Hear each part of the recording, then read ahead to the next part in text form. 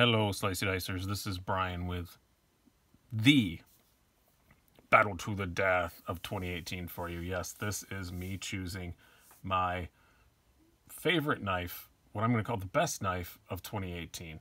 I did two different videos, one for around $50 and under, and another one for $50 and up. Please go back and watch those if you haven't. Pause this now. I don't want to give you any spoilers as to which one won each category. And I said at the end of this, I would have them both face off against each other. And that is what I'm going to do. And I'm going to choose my favorite knife of 2018. The categories are a bit different. We'll talk about that in a moment. But now that you guys please pause, go back and watch all that. Are you done? Okay. I'm going to bring them out now. I intentionally didn't put them in the thumbnail or anything, so I wouldn't spoil anything for anybody. We have the Savini Backlash versus the Spyderco Khepera. Two awesome knives. I don't think these are particularly controversial choices. Everybody's, most of the reviewers seem to love them both for different reasons. The Savini Backlash Savini has taken the budget world by storm the last 3 or 4 months. They've really kind of changed the game of what 3 months, I guess. They've really changed the game as to what you expect from a knife of this price. $42.50. You're getting 9CR 18 MOV steel. It's made in the WE factory, which WE has excellent quality. It's even like just things down, even just the hardware quality is fantastic. They've really kind of ramped up what you expect from a knife of this price. They really have. People are going to have to step up. There's some that are as good, but there ain't many better right now in the budget line, budget world of knives, I guess, for us, Savini. The Khepera is a knife that some people were really looking forward to. I wasn't. Out of the new Spyderco knives that were coming out, some of them not appeared yet, and maybe they'll be great. Who knows? But it was one that I didn't know that I needed until I had it. Some people told me I had to get it that I really respected. I think Dr. Funky is the one that pushed me over the edge and made me go get it, and it blew me away. It's one of my favorite Spydercos I've ever owned. And I've owned a lot of Spydercos, so that's saying something.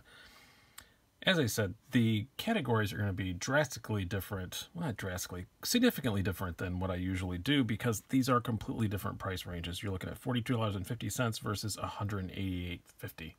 So, big differences. So, a lot of these categories are going to be price adjusted. And also, some of the more subjective things I'm not going to factor in as much. So here are the categories we're going to do. We're doing 8 this time, which does have the potential of a tie, but you know what? If that happens, I think that's okay when you're picking the best of the year, because the price differences are so different. I always want to have odd numbers, but this time I wound up with an even number because I thought all the categories were important. We have design. Notice I didn't say design and aesthetics like I normally do. I'm going to try and play down the aesthetics a little bit. There's still going to be a slight factor, but just down a little bit. In this case, design means more like, did you take some chances? Is it a unique design, or is it just kind of a different version of the same old thing? Fun factor. I get too. Fun factor. How fun is it to own? Is it fun to play with? Is it cool to look at? Things like that. And a cheap knife can achieve that. If you look at my favorite like fidget factor knives of whatever I did a while ago, some of them were pretty inexpensive knives. So that's kind of a price neutral category. Quality. How well built is it for what it costs? Obviously, I'm going to, you give a little leeway to more expensive knives. You expect more from more expensive knives. But how well built is it for what it costs? Value. What are you getting for what you pay? And that's as far as like picking, stats and stuff, like just, like what kind of steel does it have? What kind of other, what kind of handle materials does it have? All that kind of stuff. Value for what you paid for it. What are you getting? Are you getting enough? And then some of these are kind of more familiar. We're going to do the blade. How well does it cut? At the end of the day, these are tools. How well does it cut? How does it work? We're going to have ergonomics. How well does it hold in your hand? Doesn't matter if it's a great value and really good quality. If it sucks in your hand, you're not going to use it. How well does it carry? That's also price-wise universal. Doesn't matter what a knife costs. How well is it it's a pocket knife at the end of the day. How well does it go in your pocket? And then the major change we have here is the last category is significance. So not only Value, this is kind of like an exploded value thing. The significance, like, did this knife really do anything for the industry as a whole? Or is it just another really nice knife? So that's how we're going to score this. All right. Let's start off with some stats before we go any much farther. I'm going to move the Khepera out of the way. We'll start out with the Backlash. All these are 1/2 inch squares, by the way, if you want to do some reference there. We have overall length of 8.1 inches, blade length of 3.5 inches. We have a blade thickness of 0.12 inches and a handle thickness of 0.51 inches and a weight of 3.9 ounces. So all what you expect from your usual kind of EDC size knife. Move that aside. Let's do the Khepera here. A little bit longer at 8.25 inches. Blade length 3.6 inches. Blade thickness of 0.11. So a little bit thinner. Handle thickness the exact same, 0.51. And a little bit lighter at 3.4 ounces. So stat-wise, these are both pretty similar. They're pretty good EDC size range knives, which is not surprising that a channel that focuses mostly on EDC knives chose two EDC knives to go off against each other. Not a big shocker there. Okay, let's get in the categories here. Let's start the scoring. I'm almost kind of sweating about this because it's the big one of the year.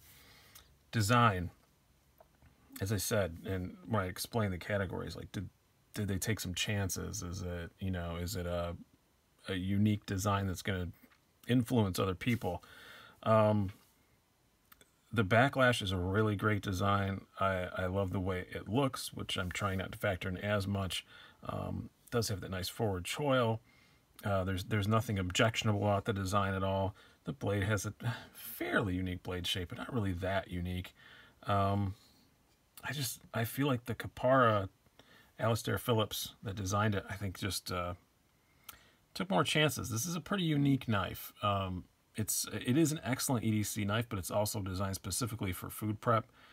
He didn't put jimping on it for that purpose. I think that was a big chance, and it works. At first, I kind of wish that it had it, but the more I've used it, I have actually used it for what he intended it for food prep and stuff. I used it in a couple of steakhouses and things, and I'm a big steak and eggs fan. I go to crappy diners and eat steak and eggs a lot. I like steak and eggs at crappy diners, I just do. And the knives they give you suck, so I'll pull this out. And it works great for what he intended it for. So for the fact, and just the shape of it and stuff, it's a bit of a chance. For the fact that he took some chances and it works so well for what it was intended for, I have to give this to the Khepera, this first category.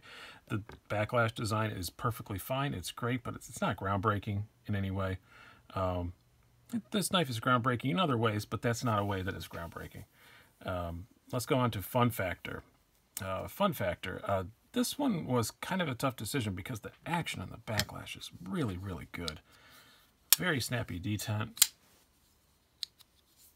Drops, almost completely drop shut. This one is pretty well broken in now. I use this knife quite a bit. Works really well. And I almost gave it to this, but at the end of the day, it's just another flipper.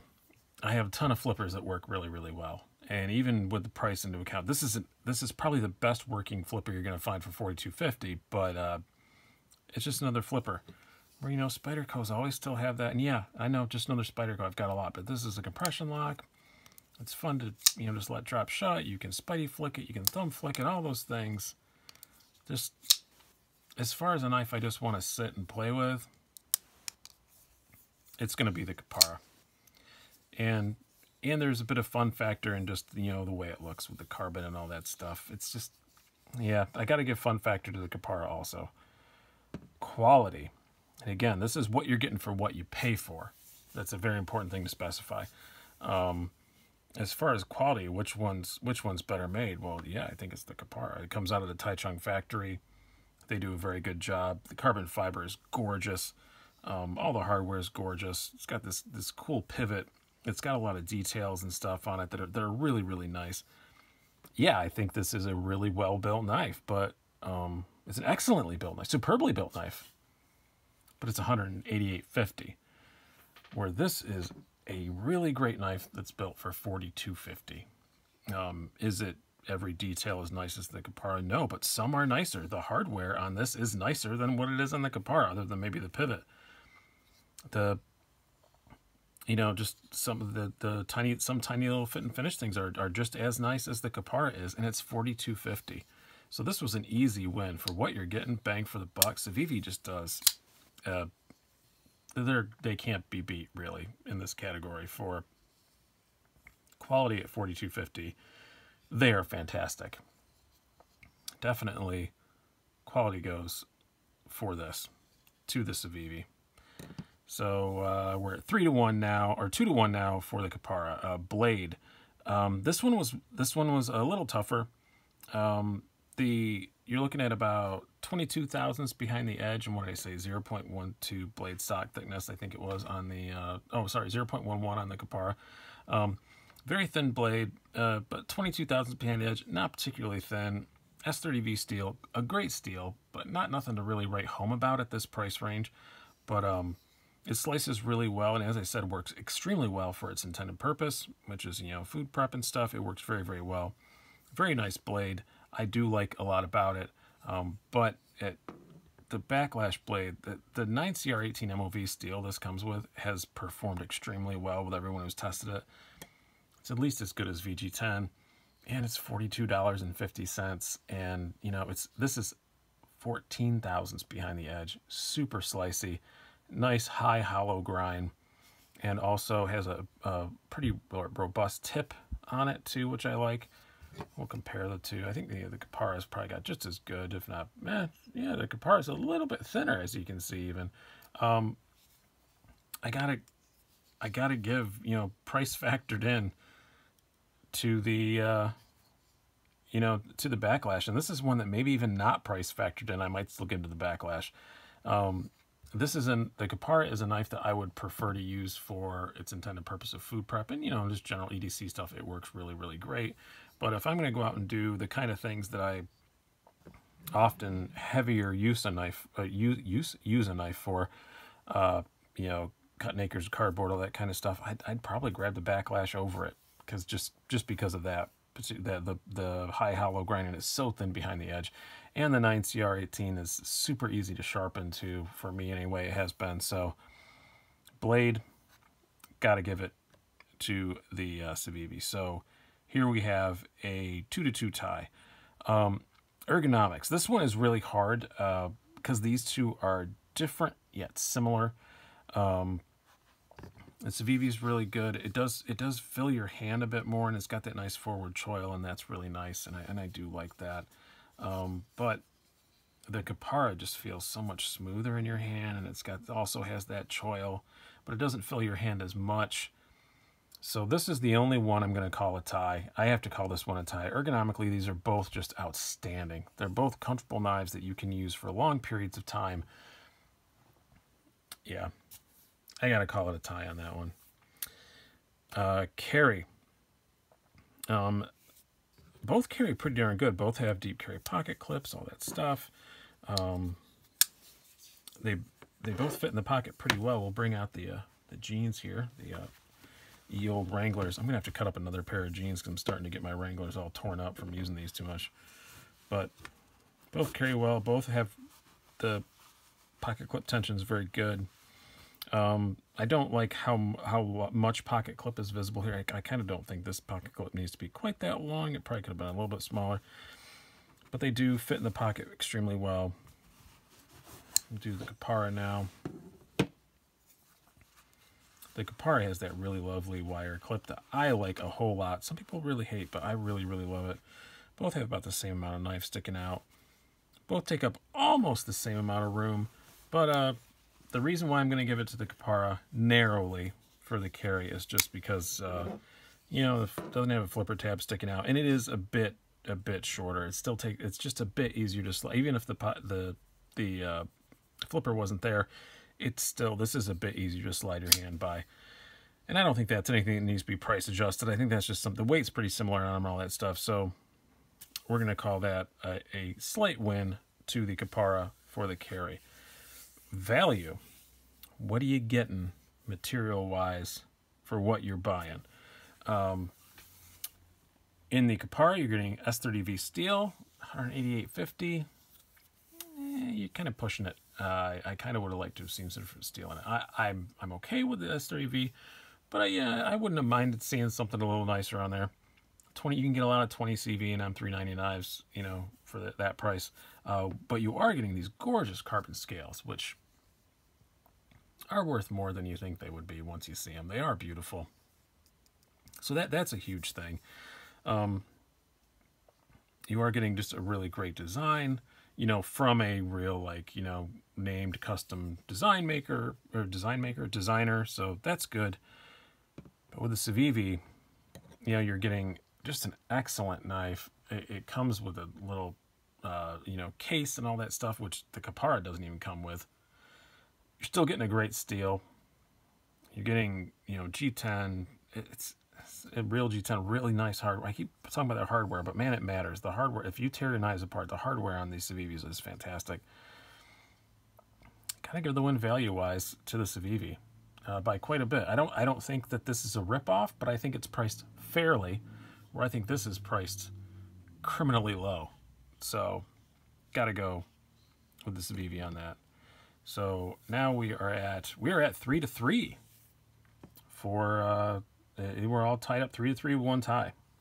Last category. I think the most important one, significance. Which one of these knives has affected the knife industry the most?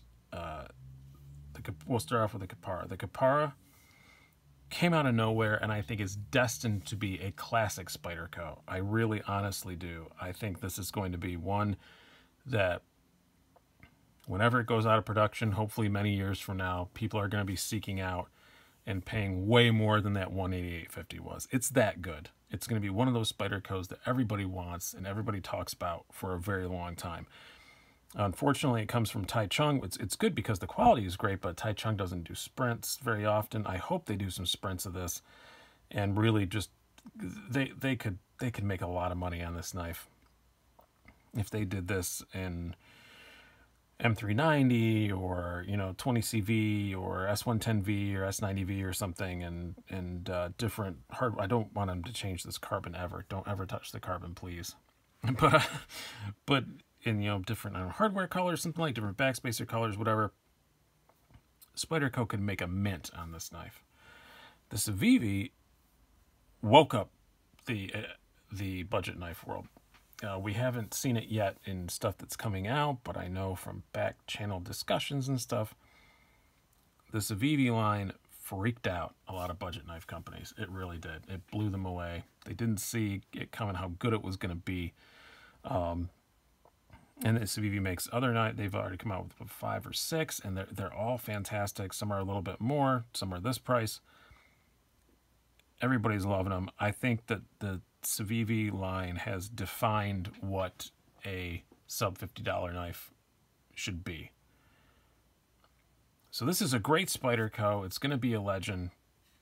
This was an instant legend, and the repercussions are going to be felt for years. So have to give the tiebreaker and the most significant category and my 2018 knife of the year to the Savini Backlash. Just a great knife. I love it, and I use it. It's become a knife. I think I've said before that it's become kind of one of my favorite beater, which is not an insult. That's a good thing. If I had to pick up a knife and I'm going to do something where I think I might hurt it, but I might not, and I know it's still going to be a pleasure to use, this is the one I go for because I love it. It's super comfortable. It never fails me. It's always, you know, the blade holds a good edge. It slices through whatever I'm trying to do. But it's $42.50, and if it gets damaged, I don't care. And it's a knife that in one half I don't care about it. One half I do care about it very much. So it's a great knife. It's just fantastic. Definitely my 2018 knife of the year. The score was pretty close. We wound up 4-3 with one tie, but I kind of suspected it was going to go this way once those two won. Again, the Khepera is a fantastic knife, but you know, Spyderco makes a lot of nice Spydercos. Where this, I think, is a game changer. I really do think the whole Savini line is a game changer, and this is my favorite of that line. So that's why that's the one. This is the one in here. So I hope you guys have enjoyed this. I hope you guys have enjoyed my reviews throughout the year. The year's not over yet. I'm putting this up on Christmas Day because I jokingly said, who doesn't like a good fight on Christmas Day? I have some more stuff coming up before the end of the year, but I hope you guys have really enjoyed this. I've enjoyed the process this year of reviewing stuff and accumulating these lists and everything. It was a bit stressful some moments trying to pick one over the other when I was trying to pick that last one of the top 10 that wasn't going to make it. But hey, you guys have been watching them. I really appreciate all the views and all that stuff. So I hope you guys have had a good time as much as I have and enjoyed this video, and maybe hopefully you agree with me. I've been Brian. Have a good one.